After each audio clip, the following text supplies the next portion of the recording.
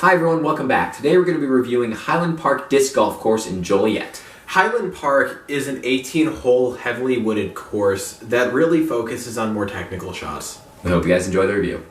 Hole 1 at Highland Park, sharp dogleg to the left. It requires a pretty strong hyzer, and it's pretty difficult to get there in 2. Oh, absolutely. The trees on the left side of the fairway makes it super difficult to get a good shot in, and honestly, this is one of the hardest par 3s on the course. It's an easy 3, but to birdie it feels tough because it just feels like it goes to the left just a little further than a natural hyzer should, you know? Oh, 100%. And it's really deceiving. If you aren't careful, you will walk out of here with a bogey. I've had it happen multiple times. Me too. And you see we have these, I'd call them, circle 2 putts? Yeah. They're doable. Birdie is doable. And here we are on hole 2. We have a very strong dogleg right here with the fairway littered with trees. Honestly, it's a very difficult birdie, but it's a pretty easy par. I'd say it's an easy par. And you see I go with a forehand. I believe it's a very overstable driver from Discmania. And I go with a backhand here. I'm not much of a forehand player. And then we both kind of just take a layup. Zach had a putt. Yours just really kept on going. Yeah, honestly. But 3's around the board. You'll see that a lot this course. Hole 3 feels similar to it, but a lot more straight and then to the right rather than just to the right. And in tournament play, the road you see is going to be out of bounds. Absolutely. And so basically, I went for another backhand here. A lot of these holes really strive off of understable discs if you plan on going the backhand route. Or if you can do a forehand, those work just fine too. Oh, for sure. And I actually had a very nice putt here. Yeah, there you go. That's a good cleanup for 2. Absolutely. That's great. But you can't be mad about 3s on this course. Alright, so now for hole 4. This is the hole that a lot of locals say should be a par 5. It's a super long hole. There are trees everywhere, and if you're not careful, you are screwed. I'll disagree. I disagree with the locals, though. I think it's a true 4. I do. It's a true 4, but for a lot of disc golfers, it's just so out of reach because of the placement of your shots. Yeah, I agree. You see, I went forehand with my tee shot. I think it sets up, gives you a good angle. See how Zach's backhand kind of went to the other side. Right. If it anteed a bit more, he would have been in perfect position. But I think the forehand, see how I got the 3 there? I think that's what the forehand leads to. And I put in for the 4 here. Not bad. Once again, pars. I think that's how the backhand plays for a good 4. Hole 5 is a simple tunnel and then pinch out to the right. I like to go forehand on this, but I think a backhand turnover shapes it better. Oh, I do. For sure. As you can see right here. Look at that. I have a nice turnover, and it really just, it gives me a nice putt for 2. And honestly, even if you have too much power, a lot of times it ends up hitting one of those trees. That's the beauty of the trees on this course. A lot of the times it just really will help you. They serve as like a backboard, you know, and we both got 2s there. Great hole.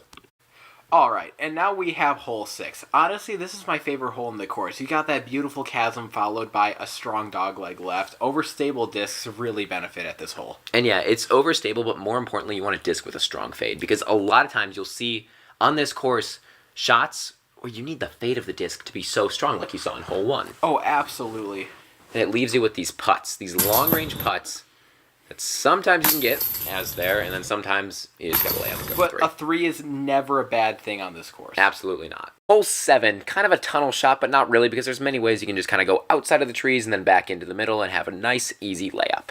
Oh, absolutely. As you can see on my tee off here, I did something that was literally just that. I used the trespass, threw it around one of the trees, and just let it land right onto the fairway. Yeah, I had my destroyer, whipped it up, had it have a little bit of an anhyzer, had it fall and fade right back into the center. And for this hole, it feels maybe reachable in 2 someday. I don't super have that distance, but it's a pretty far hole. Oh, absolutely. And the trees don't really pose much of a threat. A good tee-off really means that you can get it in 3 almost every time. There's always going to be a gap. Yeah. Hole 8. A short-ish hole. It reflects a lot of what hole 7 is, except the distance isn't quite there. You'll see we both do this. Oh. It's right in our range. It's pretty short. For sure. So I did similar what I did to 7 here. I just went on the outside of the tree back in. It's a tunnel shot, but not really, as 7 quite literally is. I guess I kind of did the same. I went up the gut. Different putts, different places, but same score. So absolutely. It's cool stuff. Hole 9, one of the longest holes on the course, and it's really one of the easier par 4s. If you can get a decent drive and then a good upshot and a good putt, you're good for birdie. Oh, for sure. On this hole, you're definitely going to be expecting drive, approach, and putt. But it should be fairly consistent as long as your drive is solid. I think if you had like a monster roller, you could get there because otherwise an air shot is tough. There's trees up in the way to get there if you want to try and attack it for 2. Oh, for sure. And the entire right side is just It's road. OB. Yeah, it's road. OB if you're playing in a tournament. So it's really Did you see that go off the top there? Yeah, it was a close putt, but Yeah. you can never complain about par. Alright, so now we're on to hole 10. One of the easier holes on the course because it's basically just a field. As you can see here, we have a little bit of tree on the left, but nothing towards the right. So as long as you aim your drive with more of an overstable disc to the right, you should have no issues getting to this hole. Yeah, I see a lot of people doing spike hyzers. I see a lot of people doing turnovers. Really, it's kind of a pick your shot kind of hole. And that distance, it's reachable in 2. It's absolutely reachable. I mean, obviously, it depends on the type of distance you have. We're not the strongest arms, but we're definitely no, slouches either. But it's a tough 2, easy 3, I'd say. Absolutely, this should be the easiest par on the course. Hole 11, a really interesting hole with the woods directly to the right of you, giving you not much room for error, kind of forcing the forehand or backhand turnover on you. Oh, for sure. But the one thing I've noticed about this hole is it looks like it wants you to kind of hug the forest there, but as long as you stay to the left, you do have a nice shot at the pin. Yeah, exactly. And I went for a forehand. I think I almost had a look for 2. And your backhand landed. I mean, you're playing it safer here if your forehand game isn't too strong. And I had a long putt, but I decided to lay up. Could have made it. Someday I'll have the power. And what do we got going on? Oh, someone's being silly. All right, on to hole 12. So for hole 12, we have a very short shot, but it is very deceiving. The road plays a bigger factor than you'd think, especially if you hit the trees to the right or left of the fairway. Yeah, most of the time here I go with a putter, a straight flying putter. I try to keep my my Luna and like my pig out of it that are overstable. Something understable you can kind of just, I'd say, toss down the fairway. For sure. I use my Truth there, and as you can see, it's a stable mid-range, but I overshot the basket. Yeah, it's easy to do that on this hole. Kind of get greedy and go for the ace run, but yeah. Next up, hole 13. It's a really cool upshot that kind of leans out to the left. You're going to want to take an overstable driver and just toss it really as hard as you can up the hill. Hope it doesn't hit a tree. Oh, for sure. And that's the thing about a lot of these holes, and it's super apparent here, is that trees are everywhere on the fairway, and if you aren't careful, if you can't really weave your shots, you're going to have a really hard time with the trees. Yeah, and with this hole, what's tricky is the second shot. Me and you, I'd say we both got pretty lucky on this to have kind of open looks. Me especially, I mean, look at that. But a lot of the times, they're going to be in the way on this hole. Oh, for sure. The amount of times I've shot this hole and I've been right behind a tree is insane. It's a lot.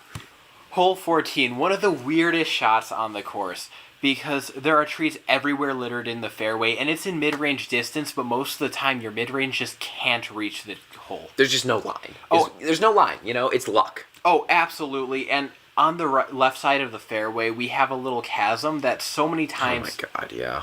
It's bad. For sure. If you aren't careful, it will hyzer right into there, and you're looking for a 4 instead of a 2. I was going to say, I've taken like a 2 on this hole before. Maybe once, but I've taken a 5 far more times. For sure.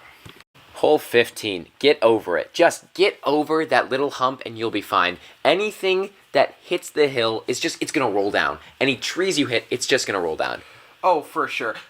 There are no good discs for this hole. You just have to allow it to hit the hill, and you have to allow it to land, or else you're going for a 4 or a 5. I've shot every single disc in my bag on this. Like, I've shot a buzz, and like, it's been fine and it's been bad. I've shot a driver and it's been fine and it's been bad. It almost doesn't even matter. Just something to get up and then pitch up and get in for 3. Absolutely. And now we have hole 16. Hole 16 is basically just hole 10 if hole 10 got super stretched. It's literally just an open field. We do have a little bit of forest to the left, but as long as you shoot right, there is no issues to be had here. Yeah, and I value keeping my disc over getting a good score on a hole, so I always just shoot kind of, like that. Have it hyzer out to the, to the left, but, you're shooting it out right, and you just pitch up for 3. Oh, for sure. The amount of times that I've been playing with buddies and it got into the forest, the disc was gone. Yeah. It's gone. I don't know. I feel like if I had a little more distance on my throws, my score would be so much better here. There's just so many times where I feel like I can't get the putt. Beautiful putt, man. Thanks. Hole 17, one of my favorite holes on the course, a really good par 4 that's super reachable in 3. You're going to want to take one of your drivers and just whip it out there, either a spike hyzer, as you can see I'm about to do, a nice shot that ain't hyzers, and then fades back in right into the middle of that fairway. Oh, for sure. Now, the most important thing about this hole, at least off the tee, is you want to get around those trees. They really restrict your movement on the fairway, and getting past them is critical towards getting a birdie. Exactly, and I was able to do the Anheuser route and fade back in and get in there. And Zach was able to do the Spikeheiser route and get back in there. And we just go in for our putts. From here, the hole is pretty open. You shouldn't really have to worry about anything. A good birdie. Hole 18, truly a staple of the course and a beautiful hole. We have a fairway that is once again littered with trees, but we also have a beautiful right line where you can just go through the chasm. Yeah, I don't know. It's a tough par 3. It really is, but as long as you can aim, the rest of your line shouldn't be too important. Yeah, I was surprised by my shot. I could have putt if there weren't trees in the way, but I guess that's like kind of the point, you know? Oh, for sure. And even though I was a little bit in the foliage here, as you can see, I have a really nice opportunity for 3. And we were able to clean up our pars. Hi, welcome back to the booth. So today we reviewed Highland Park. So Dan, what did you think about the course? Well, Highland Park Disc Golf Course. It's technical, it's wooded, it can be open at times. I think it's a good mix of everything. Oh, absolutely. If you want to practice both range shots and your technical shots, I struggled to find a better course than this one. You know what it's great for? What? Your hyzer shots. Oh, for sure. And even your Anheuser shots. That's true, both. Right, or really your forehand. I don't have a strong forehand game, but it really wants you to have a good forehand game. My forehand game really developed because of this course. If you saw it holds, 2, 3, and 4. I was shooting forehands all day off the tee. I mean, I had to. Oh, I can only imagine. I mean, you were doing great with the Anheisers. You had You were throwing a heat a lot. Yeah. Captain was pretty understable, helped you a lot. As long as you can throw an understable disc backhand, I think you should be fine, but really, if you haven't developed a forehand game, you really want to develop one here. One thing about this course is you can't be discouraged by it. If you take a big number on a hole, you got to keep trucking along, especially in tournaments. The holes are so intimidating that if you allow yourself to become discouraged, each hole just becomes harder and harder, and they really don't let up, except for maybe, hole 10? And yeah, those open holes are a bit easier to recover from. Absolutely. It really focuses on your mental game, too. For sure. Because for hole 6 and both of those chasm shots, or anything that really involves a road, it's so much more intimidating in person, especially during a tournament where the OB is just super relevant. OB play in tournament is scary. And you know what else is great about this course? You use your entire bag. For sure. I'm fairly certain over the course of the video, if I didn't shoot every disc, the only reason was the camera didn't pick it up well. Yeah, and that's a lot of times when we don't shoot a disc, just because the color isn't super matching. But I find myself using my understable mids, my overstable mids, my understable fairways, my overstable fairways, my overstable... I'd say it's a great course. Most people know in the area, Illinois, if you don't look it up, the Canyons. We're going to try and get a review out there soon. For sure. But hit the Canyons, hit Highland, a couple other great courses in Joliet. Other than that, I think it's great. Oh, absolutely. Thank you. This has been Zach and Dan in the booth. Please remember, if you enjoyed the video, like and subscribe down below. Maybe leave a comment. Give us some tips. We're trying to get better, and we want to start reviewing more courses, so anything that you have to say helps us. Thanks, guys.